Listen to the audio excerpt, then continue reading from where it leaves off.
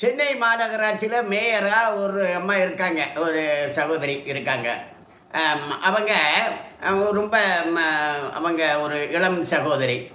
அவங்க அவங்க தரப்பில் கூட ஒரு 10,000 கோடிக்கு ஊழல் நடந்திருக்கிறதா இப்போ செய்திகள் வந்துட்டுருக்கு. அவங்க என்ன சொன்னாங்கன்னா, ஒரு 4,000 கோடி ரூபா மத்திய அரசு கொடுத்தாங்களே, அதுக்கு முன்னாடியே 3,000 கோடி கொடுத்துருக்குது, 950 கோடி கொடுத்தாங்களே, இதெல்லாம் என்ன ஆச்சு அப்படின்னு கேட்டதுக்கு நிருபர்கள்ட்ட அந்த அம்மா சொன்னாங்க, அது ஒரு 4,000 கோடி ஒரு பேக்கேஜுங்க, அது முடிஞ்சு போச்சுங்க அப்படின்னு அந்த அம்மா சொல்லிச்சு.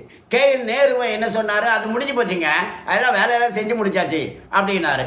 இவர் சேகர் பாபு கூட தான் அந்த அம்மா, அந்த மேயர் அம்மா வருவாங்க பேட்டி கொடுக்கறதுக்கு. அப்போ சேகர் பாபு தான் பேசுவார் இந்த அம்மாவுக்காக. அப்போது சேகர் பாபுவும் என்ன சொன்னார், KN நேருவும் என்ன சொன்னார், அது 4,000 கோடி முடிஞ்சு போச்சுங்க அப்படின்னு சொன்னாங்க.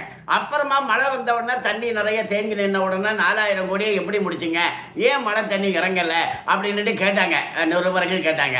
அப்படி கேட்டதுக்கு என்னதான், அது இன்னும் முடியலைங்க, 42 விழுக்காடு தான் முடிஞ்சிருக்குங்க. அப்படி 42 முதல்ல முடிஞ்சாச்சு, 42 அப்போ 58 அப்படின்னா 2,000 கோடிக்கு மேலே.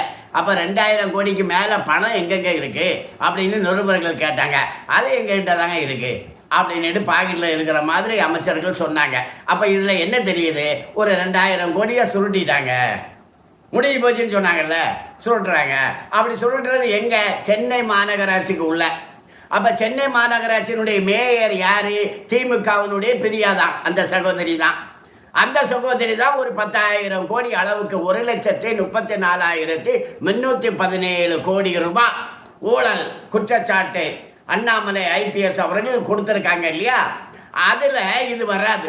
1,34,317 கோடி கூட்டல் இந்த ஒரு 10,000 கோடி கூட்டல் ஒரு 1,020 கோடி, அவர் KN நேரு 1,020 கோடி, ஒரு 888 கோடி, ஒரு 3,470 கோடி துரைமுருகன், இப்படி 1,34,317 கோடியில் பல கோடிகள் கூடிக்கிட்டே போகுது. 2 லட்சம் 3 லட்சம் அப்படி வந்துடும்.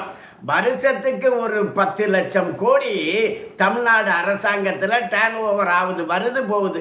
மத்திய அரசுலேருந்து வருது இல்லவா, வரி வசூல் பண்ணுறாங்கல்லவா, இதெல்லாம் வருது போகுது இல்லையா. இந்த 10 லட்சம் கோடியில் எத்தனையோ மடக்கி கொண்டு போய் வெளிநாட்டில் பதிக்கிறலாம் அப்படிங்கிறது தானே திமுகவினுடைய திட்டம். அந்த திட்டத்தில் அந்த சகோதரி கூட, இளம் சகோதரி கூட, அந்த பிரியா கூட, மேயர் கூட பங்கு பெற்றிருக்காங்க. அந்த திட்டத்தில் இவங்களும் சேர்ந்திருக்காங்க. இவங்களும் ஊழல்வாதி பட்டியலில் வந்துட்டாங்க. 10,000 கோடி அப்படின்னு செய்திகள் வந்துட்டு இருக்கு. வணக்கம்.